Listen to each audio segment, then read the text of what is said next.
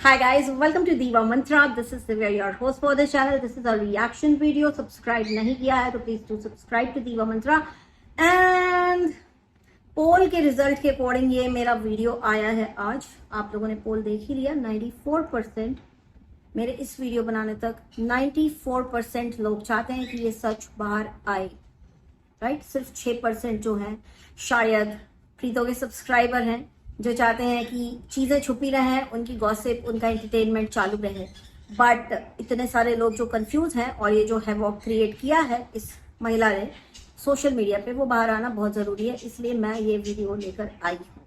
तो मिलती हूँ आपसे इतने इंट्रो के बाद. Oh hi, it's me again. I missed you. You remember me, right?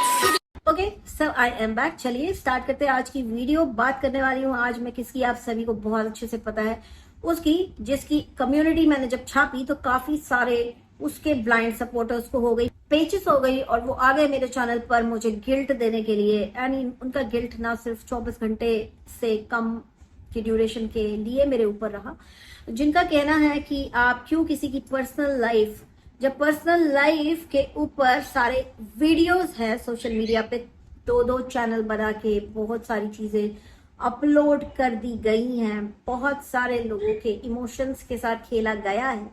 अपनी पर्सनल लाइफ, अपनी लाइफ की पर्सनल चीजें जब ये लोग सोशल मीडिया पे रखते हैं, जब इनका कंटेंट ही इनकी पर्सनल लाइफ है, तो फिर क्या पर्सनल. जब इतना हैवॉक सोशल मीडिया पे क्रिएट करके रखा है तो फिर क्या पर्सनल. अगर इन व्लॉगर्स की पर्सनल लाइफ ही इनका कंटेंट है तो इनको एटलीस्ट कहीं पे भी तो ऑनेस्टी दिखानी चाहिए ना. सो चलिए मैं आपको बताती हूँ कि क्या हो गया था और मैंने कम्युनिटी क्यों छापी. जब आपको सच पता हो कि इस इंसान ने अपने पास्ट से, जिसको आप कह सकते हैं डार्क पास्ट, उससे भी कुछ नहीं सीखा है, तो ऐसे इंसान का पास्ट फिर सच सामने लाके रखना चाहिए. क्योंकि फिर जो इंसान अपने पास्ट से कुछ सीखता नहीं है ना, आगे जाके वो वुमेन कार्ड खेलता है, वो विक्टिम कार्ड खेलता है, उसके बाद धीरे धीरे वो क्रिमिनल एक्टिविटीज में इन्वॉल्व होने लग जाता है और उसको इन सब चीजों को करते हुए बहुत मजा आने लगता है. तो उससे पहले कि ये सारी ही चीजें हों, क्योंकि अभी इसके घर में एक और भी बंदा बैठा है जिसकी शादी होनी है, अगर इसको नहीं रोका गया या इसकी सच्चाई सामने नहीं लाई गई तो एक और घर टूटेगा, है ना. और जो लोग कह रहे हैं कि तुम उसके बच्चे को जीने दो, उसको जीने दो, मैं आप लोगों से पूछना चाहती हूँ, एक बात बताइए मैडम, ये तो अक्सर अपने चैनल पे चिल्लाते रहती है कि मुझे जीने दो, मुझे जीने दो, मुझे जीने दो, है ना. मेरे चैनल पे कौन सा वीडियो आ जाता है ऐसा कि इनका जीना हराम हो जाता है. मैं तो इनके ऊपर वीडियो बनाना भी पसंद नहीं करती, लेकिन जब मुझे सच पता है और जब मैं देख रही हूँ कि लाखों की संख्या में लोग बहुत ज्यादा कंफ्यूज्ड है, तो क्यों ना लाऊं सच सामने. आप हैं कौन मुझे रोकने वाली. फिर भी यू वर सक्सेसफुल मुझे 24 घंटा रोकने के लिए. आज की वीडियो मैं स्टार्ट करती हूँ. मैंने कम्युनिटी छापी थी जहां पे मैंने आप लोगों को बोला था कि कोई एक इंसान ऐसा है जो अपने घर से नादारत था 6 से 7 महीने. कंफर्म किया 4 से 5 महीने इसका ड्यूरेशन. ठीक, 4 से 5 महीने. कहां से स्टार्ट हुई चलिए बताती हूँ. फेसबुक पे मिलती है किसी से और इनको हो जाता है उससे बेतहाशा बेइंतहा मोहब्बत, और फिर लगातार लगातार लगातार बहुत सारी बातें होती हैं दोनों के बीच में. इतना ज्यादा गहरा प्यार हो जाता है कि घर में लड़ाइयां चालू हो जाती हैं लड़की के कि नहीं शादी करूंगी तो इसी से करूंगी. बहन समझा रही है, उसका हस्बैंड समझा रहा है कि आप देख लो, आप उसको पर्सनली नहीं जानते. मैंने पिछले वीडियो में भी बोला था. तो ये अगर किसी ने समझाया इसको घर में तो बहुत अच्छा किया, समझाया आप लोगों ने. समझाया कि देख लो ऐसा है वैसा है. नहीं, कुछ नहीं सुनना, शादी तो इसी से करनी है, नहीं तो कुछ नहीं. ठीक है भाई, थक हार के समझा के घर वाले बोलते हैं चलो तुम्हारी सगाई कर देते हैं. सगाई हो जाती है. बंदी पूरे टाइम इसी बंदे से तरह तरह की बातें करती रहती है. धीरे धीरे घर वालों के अगेंस्ट होने लगती है. इतनी अगेंस्ट हो जाती है कि घर में बातचीत लोगों से करने बंद कर देती है. ठीक, उसके बाद अचानक से अपनी बहन के इतने खिलाफ हो जाती है, इतना जहर घोल दिया जाता है इसके दिमाग में कि ये एक ड्रास्टिक स्टेप उठा लेती है और फिर चालू होती है इसकी वो 4 से 5 महीने वाली जर्नी, जिसको मैंने मेंशन कर रखा है अपने कम्युनिटी पे. ठीक, अब वो वर्ड मैं दोबारा नहीं बोलूंगी क्योंकि बहुत सारे ब्लाइंड सपोर्टर्स, फेक फेमिनिस्ट है ना, बहुत तकलीफ हो जाती है उनको, बहुत ही छातियां फटने लगती हैं उनकी।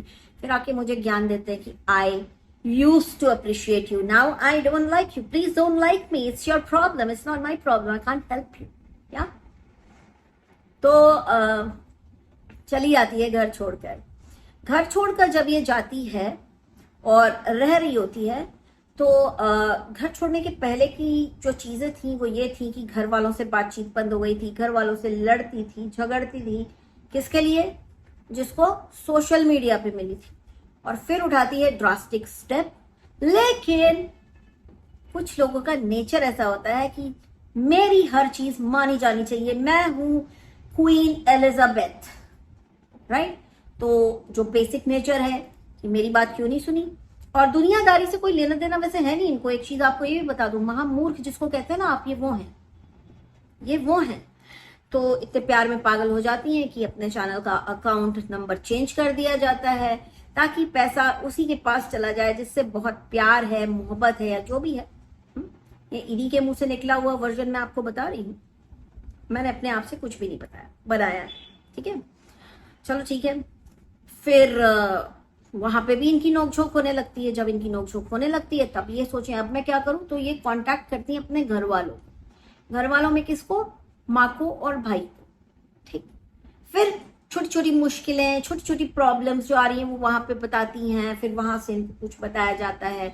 उसके बाद धीरे से एक दिन अपनी बहन से भी कनेक्ट हो जाती हैं। ये उसी वह बहन की बात कर रही हूँ जिसके वीडियो में ये जब नादारत थी तो उसको बहुत हेट मिल रहा था कि तुम इतना जलती हो अपनी बहन से, क्योंकि उस वक्त इनकी इमेज बहुत अच्छी थी कि तुम अपना इतनी बहन से जलती हो कि तुम अपने वीडियो में भी उसको नहीं लेती। जब तुम मायके जाती हो तब भी वो तुम्हारे वीडियो में नजर नहीं आती, ये नहीं होता, वो नहीं होता। बहन चुपचाप सब सुनती रहती है क्योंकि घर की इज्जत का सवाल होता है, राइट। लेकिन फिर जब ये बहुत परेशान हो जाती हैं, बहन से भी बात करने लगती हैं। और ये बहन वो थी जिसने इनको काफी समझाया था कि देख लो, सोच लो, ये ठीक नहीं है लग रहा हम लोगों को, ये वो, बट ये सुन नहीं रही थी। एक उसी बहन से ये फिर बात करने लगती हैं। फिर अचानक सडनली एक दिन इनके साथ ऐसा कुछ होता है कि इनके जो कहते हैं ना सारे तोते उड़ जाते हैं, इनके दिमाग के सारे तोते उड़ जाते हैं और ये भाग के अपने घर वापस आ जाती है। उसी घर जहां पे किसी से बात नहीं कर रही थी, बहुत लड़ाई झगड़ा कर रखा था। किसके कारण? जहां से ये आ गई वापस उसके कारण, ठीक। यहां तक सब सॉर्टेड, क्लियर। घर आती हैं, घर वाले सोचते हैं कि चलो भाई लड़की है, संभल गई, ये है वो है, समझाया जाता है, बहुत मोटिवेट किया जाता है, बहुत बहुत बहुत मोटिवेट किया जाता है। बड़ी बहुत डिप्रेशन में रहती हैं तो ये बहुत ही ऊटपटांग हरकतें डिप्रेशन में करती हैं, जो हरकत मैं आपको अब बताऊंगी। एक सेकेंड। हाँ, तो डिप्रेशन में अजीबोगरीब हरकत करने वाली ये बंदी डिप्रेशन में जाने का कारण इसके ये होता है कि इसके चैनल की उस वक्त स्टैंडिंग जो होती है वो बहुत अच्छी होती है, लेकिन एक बेवकूफी और एक कहते हैं ना, जो कहते हैं ना लव इज ब्लाइंड के चक्कर में अपना चैनल के ऊपर की अर्निंग किसी और के अकाउंट में डालना, अपने पूरा जो अकाउंट था जिसमें जो भी पैसा था वो किसी के ऊपर खर्च करना, ये सब करने के बाद ही बिल्कुल जब खाली होकर चीटेड फील करती हैं और घर आती हैं तो ये अजीबोगरीब हरकत करती हैं। पर क्योंकि इनको मोटिवेट कर दिया गया था, ये चैनल बना चुकी थी, ये वीडियोस डालना शुरू कर चुकी थी। उस वक्त इन्होंने एक नया चैनल बनाया था, राइट। पर जब ये घर आई थी उस वक्त इनका वो जो पुराना चैनल था जिसका अभी ये थोड़े दिन पहले जिक्र कर रही थी कि हमने डिलीट कर दिया, वो डिलीट इसी कारण से होता है कि उस चैनल की अर्निंग इनके हाथ में नहीं है। ये बहुत डिप्रेशन में है, ये बहुत डिवास्टेटेड फील कर रही हैं, ये बहुत चीटेड फील कर रही है, इनका अकाउंट खाली हो चुका है, सब कुछ हो चुका है। तो ये सोचती हैं कि अब मैं क्या करूं, तो डिप्रेशन में अपना चैनल डिलीट कर देती हैं। वही बहन जिसके ऊपर इल्जाम लगे थे कि तुमने अपना चैनल, इसका चैनल छीन लिया है, वो इनको वापस मोटिवेट करके इनसे दूसरा चैनल खुलवाती है, जो इन्होंने आज तक नहीं उगला है अपने चैनल पर। वो इनसे दूसरा चैनल खुलवाती है और इनको बोलती है कि तू वीडियो बना। वीडियो भी बन रहे होते हैं, सब कुछ आ रहा होता है, लेकिन अचानक से क्या हो जाता है कि इनका डिप्रेशन का जो झटके हैं बार बार इनको आते रहते हैं। तो एक दिन अचानक इनके चैनल पर, जो वहां से आने के बाद खुला था, एक वीडियो आता है कि गाइस ये है मेरा नया हेयर स्टाइल, राइट। आप लोग को याद है वो हेयर स्टाइल वाला वीडियो कि मैंने अपने बाल कटवा लिए हैं, काट दिए हैं, ऐसा कुछ तो इन्होंने बोला था और अपने बाल यूं दिखा रही थी। अब बताती हूँ कि वो कोई हेयर स्टाइल इन्होंने किया नहीं था, वो डिप्रेशन में इन्होंने अपने बाल काट दिए थे। इनके घर में उस चीज पे दंगा इस बात पे हो गया क्योंकि ये लड़की जब डिप्रेशन में होती है तो ये आजू बाजू वाले सबको डिप्रेशन में डालने की इसके अंदर कैपेबिलिटी है। जब इसने अपने बाल काटे, उन बालों को काट के एक पॉलीथिन में भर के उसको अलमारी में रख दिया। जब इस लड़की की माँ ऑफिस से आती है और वो बाल देखती है तो वो बहुत तेज घबरा जाती है। आप लोगों को याद होगा उसके बाद एक वीडियो आया था कि हमें ये यूट्यूब नहीं खेलना, राइट, तू ये ना कर, तू वो ना कर। इनकी बहन का वीडियो था, उसने बोला था मैं यूट्यूब से जा रही हूँ, ये वो फलान ढिमकान। आपको वो वाला चैप्टर याद है? ये मैं तब की बात कर रही हूँ, या मे भी उससे पहले की बात। देखिए, मैं टाइम फ्रेम को लेके बहुत ही ज्यादा पक्की नहीं हूं, क्योंकि मैं इनका एक एक व्लॉग आंख गड़ा के नहीं देखती हूँ। लेकिन हाँ, ये उसी के आसपास की बात है कि हमारी लड़की परेशान है, हमारी लड़की ये, हमारी लड़की वो।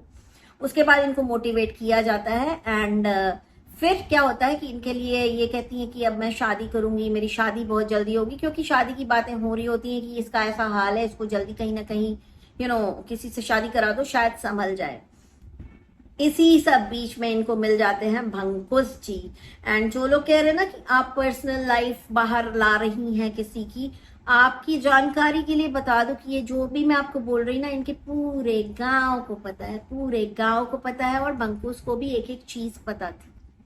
भंकुस ने आउट ऑफ सिंपैथी, प्लस भंकुस को चाहिए थे अपने चैनल पर व्यूज, सब्सक्राइबर्स, भंकुस को बनना था यूट्यूबर, तो भंकुस से इनकी शादी तय होती है। शादी तय करने के लिए भी इनकी बड़ी बहन हामी भरती है, ये कह के कि तुम भी यूट्यूबर हो, वो भी यूट्यूबर है, दोनों मिल करके कपल व्लॉग्स बनाना चलेगा, वो तुमको मना नहीं करेगा, ये नहीं वो नहीं फलाना ढिमकाना। अपनी हाई एक्सपेक्टेशंस के साथ इन लोग उस शादी को तय कर देते हैं, और सब कुछ जानते हुए भंकुस भी अपना फायदा देखते हुए इनसे शादी कर लेता है। अब यहाँ पर एक चीज को लेके जो मैं कंफ्यूज हूं, बट मैं बोलूंगी कि ये जो मैं बोलने जा रही हूँ, I am going to speculate this, कि जब पूरे गांव को इनकी करतूत पता थी तो ऑब्वियसली उसी गांव में बहुत पास घर है इनका, कौन रहता था? भंकुस और उसकी फैमिली। तो उसकी मम्मी, उसकी बहन को भी शायद ये बात पता थी। They were not happy with this decision of भंकुस। दैट्स द रीजन जब इसने अपने चैनल पर ये बात बोली कि जब मेरी शादी हुई और मुझे बैठा दिया गया, मुझसे मिलने भी कोई नहीं आया, maybe that was the reason इससे मिलने कोई नहीं आया, बिकॉज उनके लिए बहुत मुश्किल था इनको एक्सेप्ट करना, राइट। हम कहाँ रहते हैं? इंडिया में रहते हैं। यहाँ पे क्या होता है? संस्कार, संस्कारी लड़की। जनरली लोग क्या ढूंढते हैं? संस्कारी लड़की। अब जिन लोग आके मुझसे कह रहे हैं कि किसी के साथ जाके शादी के बिना किए हुए रहना is not a crime, it's obviously not a crime. आप लोगों को मैं एक रिक्वेस्ट करूंगी कि एक एप्लीकेशन लिख के डालो पीएमओ ऑफिस में कि जो लोग ये काम करते हैं ना, उनको वीरता पुरस्कार दिया जाए या किसी टाइप का पुरस्कार दिया जाए, है ना। बहुत अच्छा काम है, बहुत बहुत अच्छा काम है, रियली अप्रिशिएट। आप लोग भी अपने घर के बच्चों को ये सब सिखा देना, है ना, मेरे को आके ज्ञान मत देना।